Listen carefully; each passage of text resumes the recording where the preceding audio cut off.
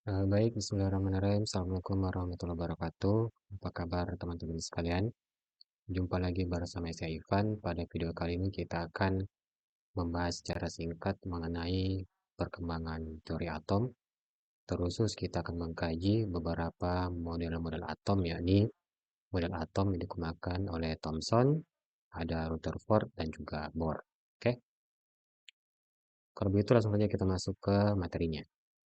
Jadi materi pertama itu adalah kita akan mengetahui bagaimana teori atom yang dikemukakan oleh Thomson. Jadi, Thomson memberikan asumsi bahwa atom itu merupakan suatu bola bermuatan positif yang dimana elektron-elektron itu tersebar secara merata di permukaannya. Sehingga pernyataan dari Thomson tersebut itu dapat kita ilustrasikan sebagai gambar berikut.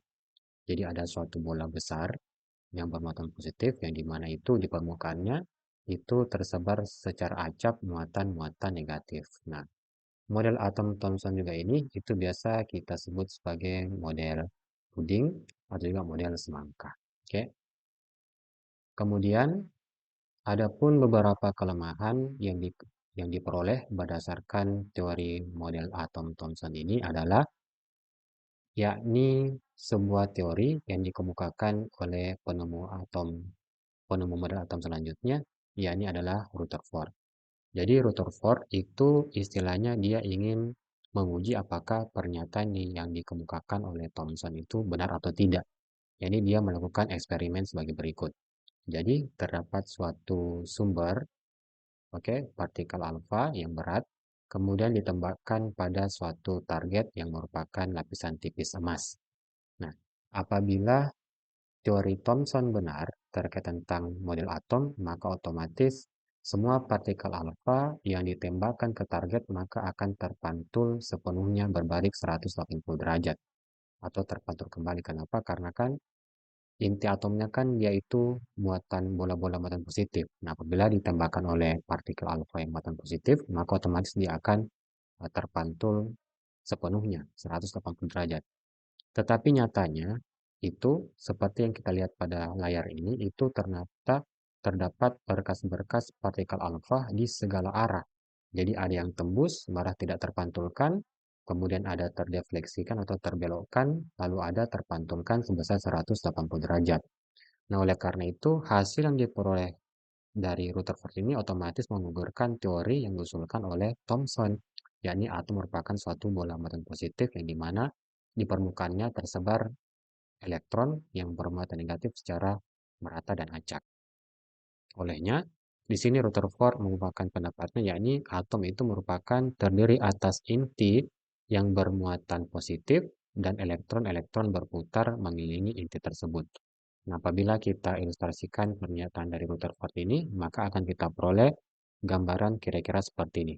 Jadi, menurut Rutherford, bahwa atom merupakan atau terdiri atas inti bermuatan positif yang ukurannya itu lebih kecil dibandingkan dengan ukuran atomnya. Kemudian elektron yang notabene bermuatan negatif itu dia berputar mengelilingi inti.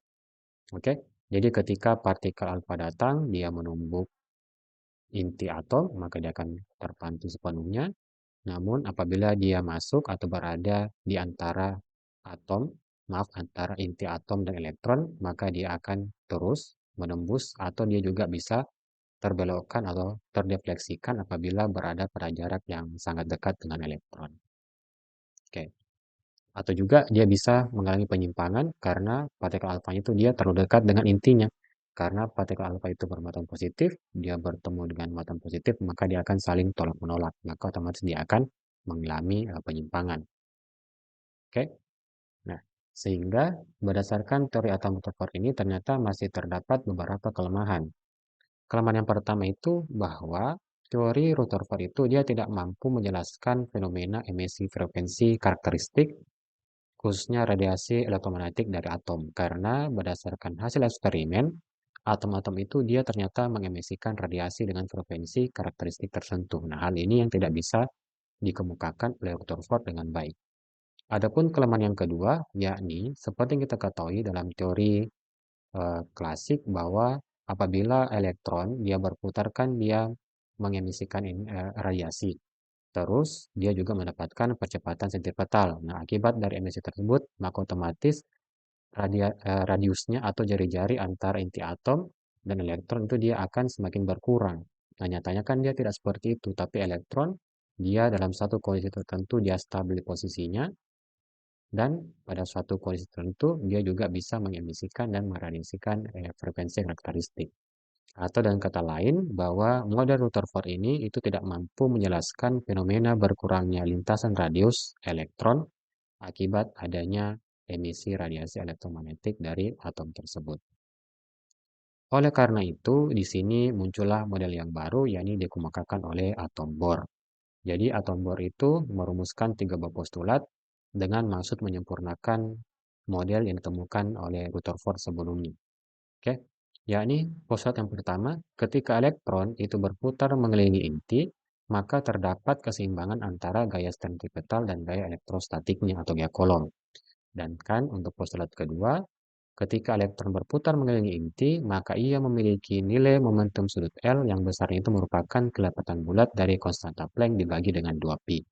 Dan yang ketiga, di sini elektron apabila dia berputar mengelilingi inti dalam keadaan stabil ya, maka ia tidak akan mengemisikan radiasi.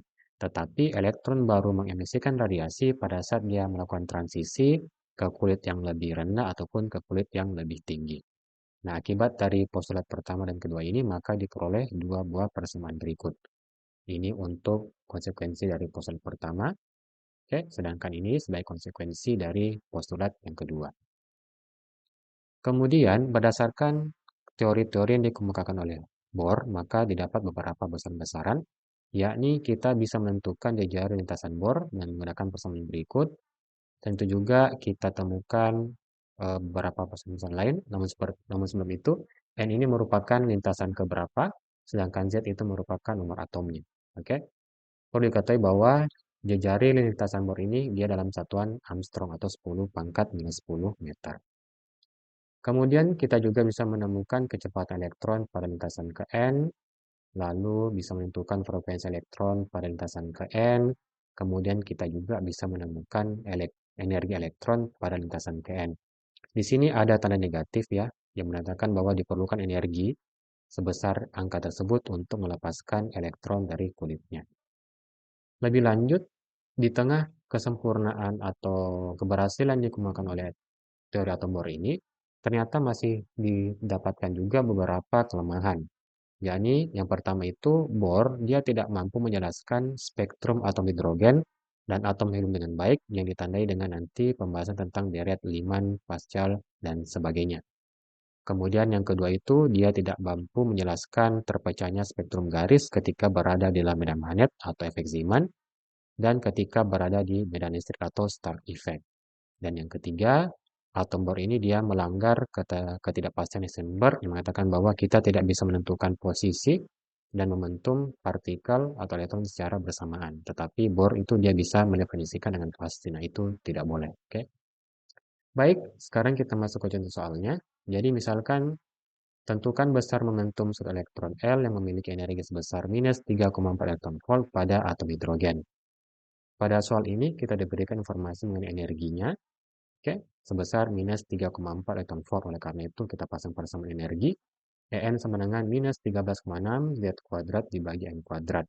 Di sini atom hidrogen berarti Z-nya 1, sehingga dengan memasukkan informasi dalam soal kita peroleh minus 3,4 sama dengan minus 13,6 per N pangkat 2. Sehingga dengan memecahkan persamaan ini kita peroleh N sama dengan 2. Lebih lanjut, untuk menentukan momentum sudutnya, kita langsung gunakan persamaan L sama dengan NH dibagi dengan 2pi. Karena N-nya telah diketahui 2, maka kita masukkan saja, diperoleh besar momentumnya itu, momentum sudutnya adalah H, konstanta Planck dibagi dengan pi. Oke, kalau begitu sekian materi singkat mengenai teori model atom yang dikemukakan oleh Thomson, Rutherford, dan Bohr. Oke, serta ada contoh soal untuk lebih meningkatkan pemahaman teman-teman sekalian tentang model-model atom. Kalau begitu, sekian untuk video pembelajaran singkat kali ini. Semoga bermanfaat. Sekian dari saya. Assalamualaikum warahmatullahi wabarakatuh.